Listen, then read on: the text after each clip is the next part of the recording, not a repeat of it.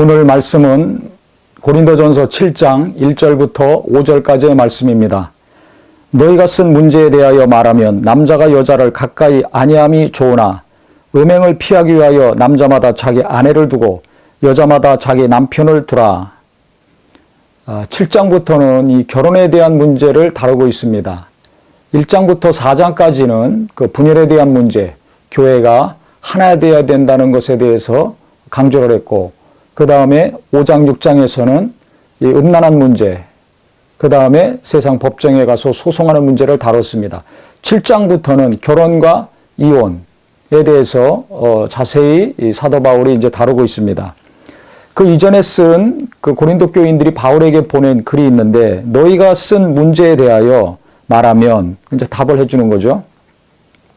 남자가 여자를 가까이 아니함이 좋지만 음행을 피하기 위하여 남자마다 자기 아내를 두고 여자마다 자기 남편을 두라. 즉 음행의 죄를 짓지 않기 위해서 결혼을 하라. 이게 바울의 결혼 간이었습니다. 바울이 중요하게 여기는 결혼의 목적은 바로 성적인 문제를 해결하려고 결혼을 해야 된다. 이것이 절제되지 못하고 범죄 행위로 이어지기 쉬우니까, 특히 고린도 교회 같은 경우는 이 문제가 아주 심각했죠. 그 도시 전체도 그렇고. 그렇기 때문에 바울의 결혼에 대한 고린도 교인들을 향한 그 가르침은 이것이 아주 그 핵심이었습니다. 그러면서 어떤 이야기를 하냐면, 남편은 그 아내에 대한 의무를 다하고 아내도 그 남편에게 그렇게 할지라. 아내는 자기 몸을 주장하지 못하고 오직 그 남편이 하며 남편도 그와 같이 자기 몸을 주장하지 못하고 오직 그 아내가 하나니. 이게 무슨 얘기냐면, 남편은 그 아내에 대한 의무를 다하라. 즉 아내가 그 성적인 욕구가 있을 때, 성적인 관계, 육체적인 관계를 요구할 때 그 의무를 다 해야 된다는 것입니다. 그 다음에 아내도 마찬가지라는 겁니다. 남편이 원하고 요구할 때 아내로서 그 부부간의 관계, 그 의무를 다 해야 된다는 것입니다. 결혼에 대한 책임과 의무 여러 가지가 있죠. 또 결혼에 어떤 것인가, 부부간의 육체적인 관계뿐만 아니라 다른 많은 것들이 있습니다. 그런데 여기에서는 이 부부간의 성생활에 대해서 주로 처음부터 다루고 있습니다. 왜 이것을 다루고 있냐면, 그 당시 성적으로 대단히 문란한 부류들이 있었고, 교회 안에. 그 다음에 정반대로 금욕적인 생활을 하는 부류들이 있었습니다. 즉 결혼했는데도 불구하고 부부간에 성생활을 안 하고 육체적인 관계를 터부시하고 금욕적인 삶을 계속 살아야 된다고 생각하고 그렇게 사는 가정들이 있었습니다.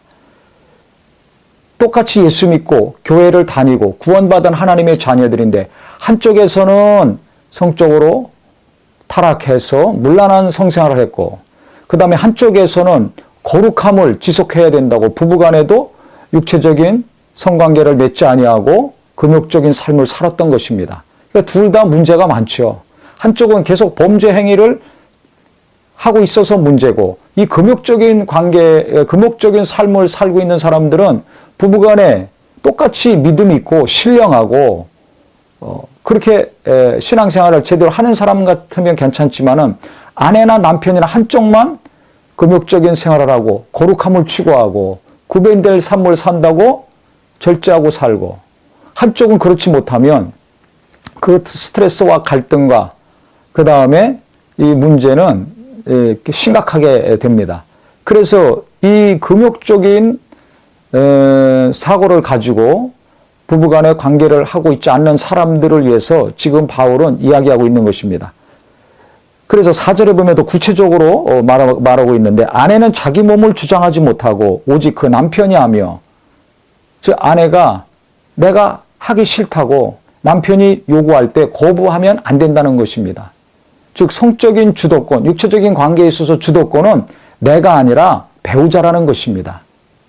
또 남편도 내가 하고 싶다고 하기 싫다고 마음대로 결정할 수 있는 것이 아니라 아내가 원한다면 내가 해야 된다는 것입니다. 그래서 이 성생활에 있어서 육체적인 관계에 있어서 주도권은 내게 있는 것이 아니라 배우자에게 있다는 것을 바울이 다시 한번 분명히 하고 있습니다.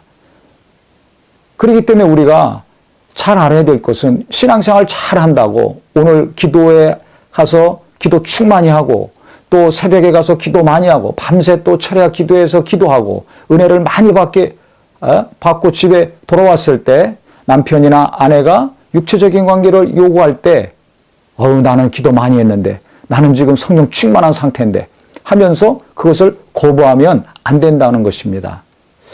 우리가 교회 안에서 이 부부간의 성생활, 육체적인 관계를 거의 다루지 않습니다. 금기시하고 있는데 이 육체적인 관계에 있어서 부부간에 만족이 안 돼서 원수가 틈타는 경우가 얼마나 많습니까?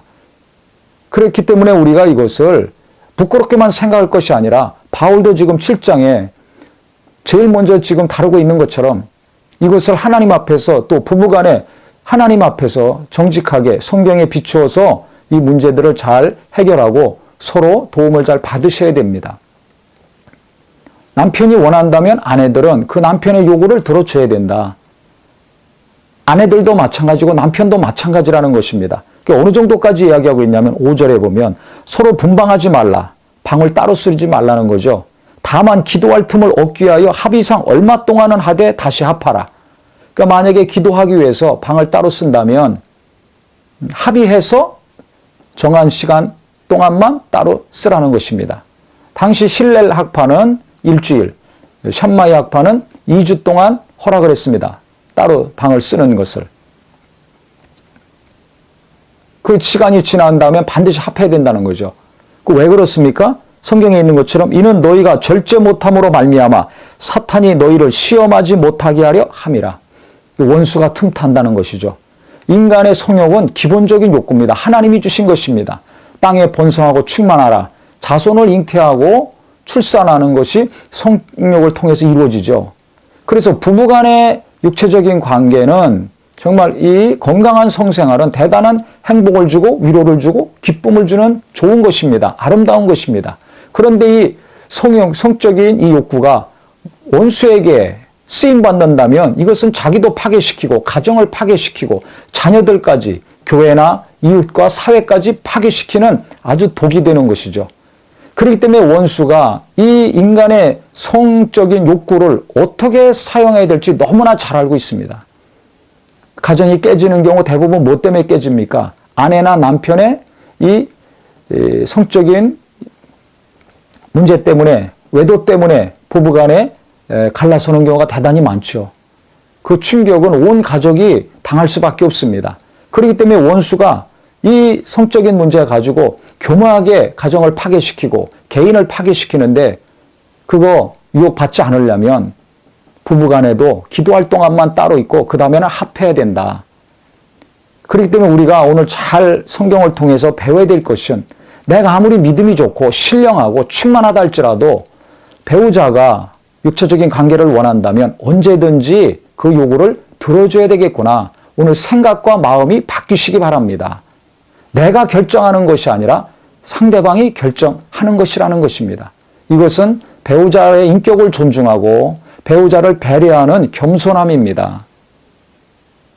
그래서 내가 이런 조건, 저런 조건, 이런 변명, 저런 변명하면서 거부하거나 피해가려고만 하지 마시고 이런 것에 관련된 책자도 있으니까 좀 공부도 하시고 또 세미나가 있으면 가서 들으시고 또 성경에 이와 같이 분명하게 자세히 기록을 해놨으니까 내 생각만, 내 입장만 계속 주장해서 배우자가 원수에게 당하는 그 아픔을 겪지 마시고 오늘부터라도 건강한 부부관계를 통해서, 즉 건강한 부부간의 육체적인 관계를 통해서 정말 하나님이 우리에게 주시고자 하시는 큰 은혜와 사랑을 다시 한번 가정에서 누리시기를 바라겠습니다. 그래서 오늘 말씀 하나님이 우리에게 주신 말씀이니까 다시 한번 부부간의 관계가 어땠는지 서로를 잘 돌아보시고 또 육체적인 관계에서 만족하고 있는 것이 있고 또 만족하지 못하고 스트레스가 쌓이는 것이 있을 것입니다. 또 상처나 아픔으로 남아있는 경우가 있을 것입니다.